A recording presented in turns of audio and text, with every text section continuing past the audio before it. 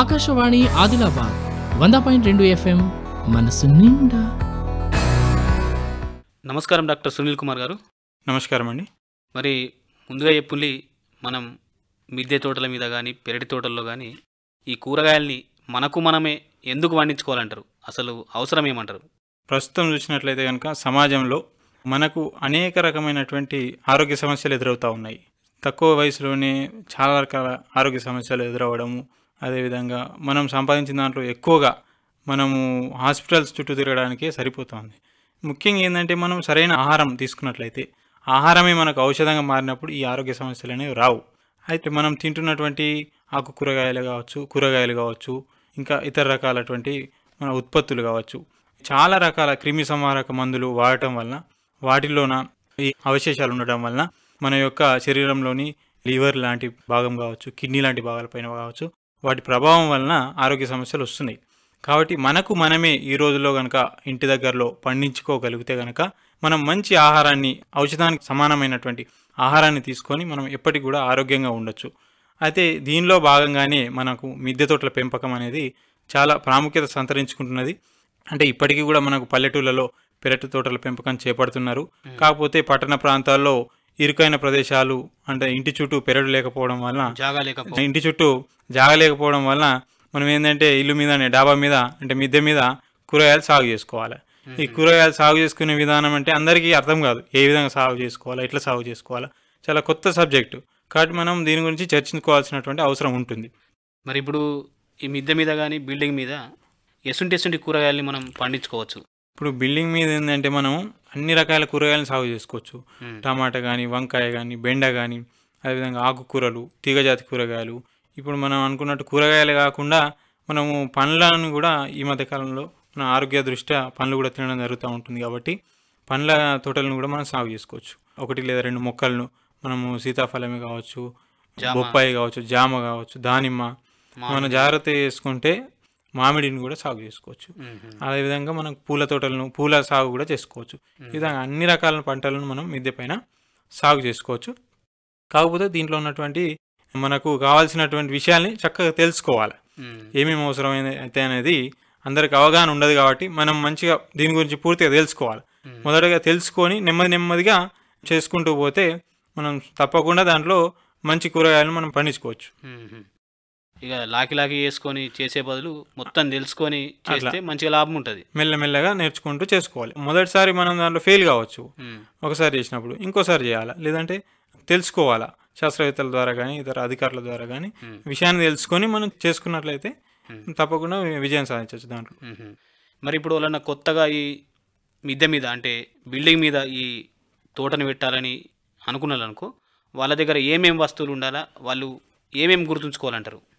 ముఖ్యంగా ఏంటంటే మనకు విత్తనాలు అంటే మనకు మార్కెట్లో అనేక రకాల హైబ్రిడ్ విత్తనాలు లభిస్తుంటాయి. హైబ్రిడ్ విత్తనాలే కాకుండా దేశవాళీ విత్తనాలు కూడా ఉంటాయి.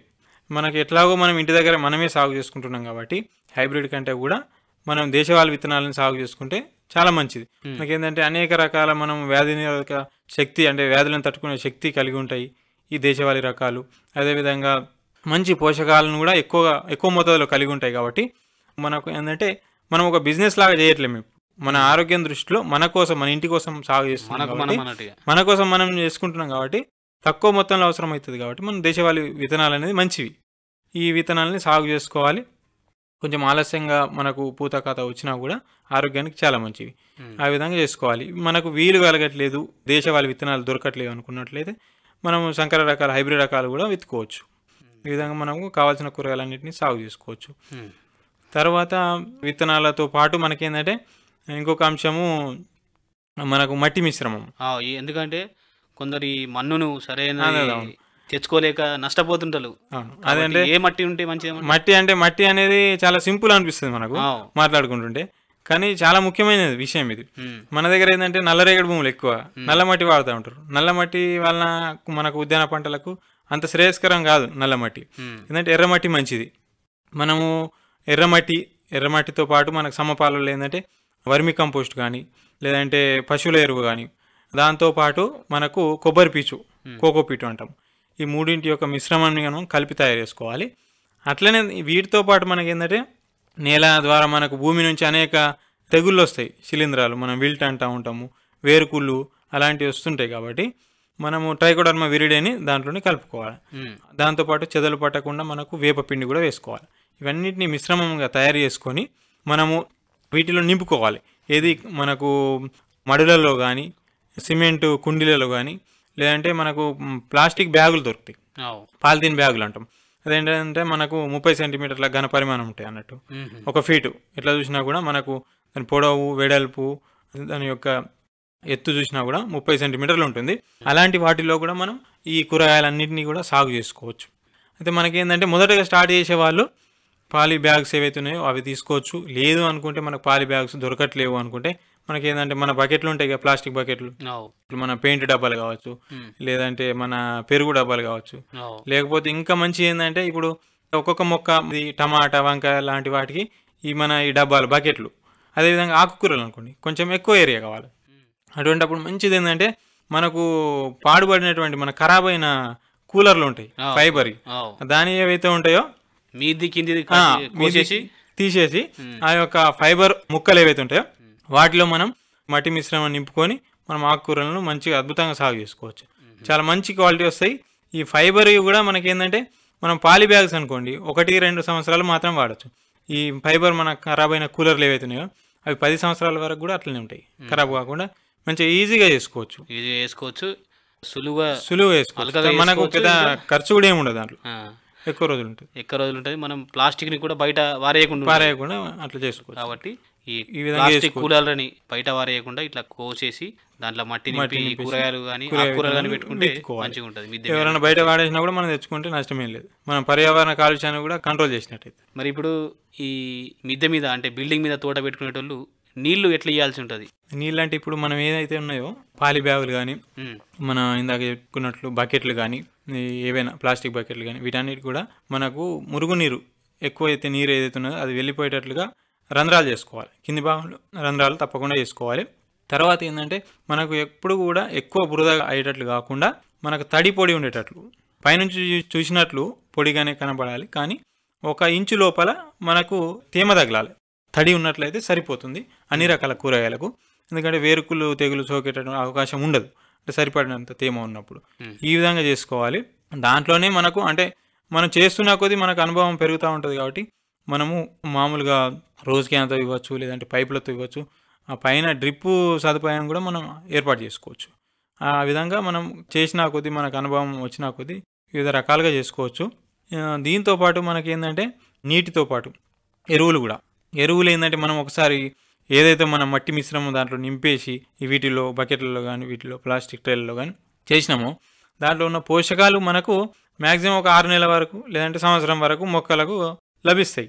ఆ తర్వాత పోషకాలు అనేవి తగ్గిపోతాయి, మొక్క పెరుగుతుంది, మనకు కాయగూరలు వస్తాయి, మనం తినేస్తూ ఉంటాం, దాంట్లో ఉన్న పోషకాలన్నీ వెళ్ళిపోతాయి. కాబట్టి మనం ఏం చేసుకోవాలంటే వీటిల్లో మనం ఈ ఎరువులు, యూరియా, పొటాషు ఇలాంటి వేయాలంటే అందరికీ అనుభవం ఉండదు, ఎక్కువ మోతాదులు వేస్తే మొక్కలు చనిపోతాయి. కాబట్టి మనకు దీంట్లో వీలైనంత వరకు మిద్దె తోటల కూరగాయల పంటల్లో కానీ, పూల పంటల్లో కానీ నీటిలో కరిగేటటువంటి ఎరువులు ఉంటాయి.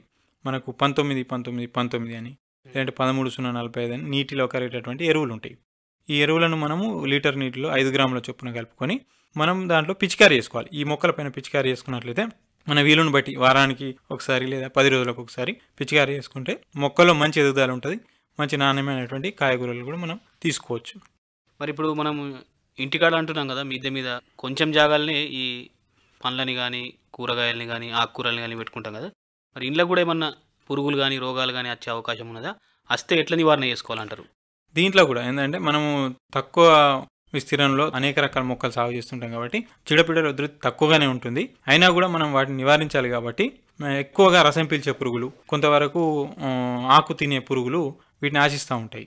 కాబట్టి వేప నూనె, వృక్ష సంబంధమైనటువంటి వేప నూనె వాడినట్లయితే మనం ఎటువంటి రసాయన అవశేషాలు లేకుండా మంచి కూరగాయలను మనం తినవచ్చు.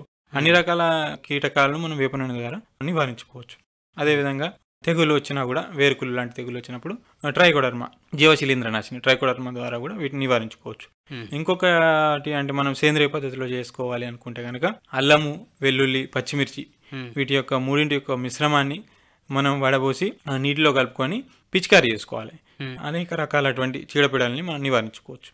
మరి ఎవరన్నా ఇట్లా కొత్తగా ఈ మిద్దె మీద ఈ తోటని సురియాలనుకుంటే వాళ్ళకి ఏమైనా అనుమానాలు ఉంటే మీకు ఫోన్ చేసి తెలుసుకునే అవకాశం ఉంటుంది కాబట్టి మీ ఫోన్ నంబర్ చెప్పండి. నా phone number 9182180171. Doctor Sunil Kumar గారి నంబరు మళ్ళొకసారి చెప్తున్నాం, రాసుకోండి. 9182180171. ఈ నంబర్కు ఫోన్ చేస్తే వాళ్ళు మీకు అన్నిటికీ జవాబులు చెప్తారు. మంచిది డాక్టర్ సునీల్ కుమార్ గారు. మరి ఈ మిద్దె మీద ఎసుంటి చెట్లు పెట్టుకోవచ్చు, కూరగాయల చెట్లు ఎసుంటి పెట్టుకోవచ్చు, పండ్ల చెట్లు, ఆకుకూరలు ఎట్లా పెట్టుకోవాలా, మరి ఎట్లా పండించుకోవాలో మంచిగా చెప్పిండ్రు. మరి అందరూ కూడా ముఖ్యంగా పట్టణం వాళ్ళు ఈ సలహాలు సూచనలు పాటించి అలా ఇంట్లోనే వాళ్ళకు అవసరమైన కూరగాయల్ని పండించుకోవాలని కోరుకుంటూ ఇన్ని ముచ్చట్లు చెప్పినందుకు నమస్తే. నమస్కారం. ఆకాశవాణి ఆదిలాబాద్ 100.2 FM మనస్సు నిండా.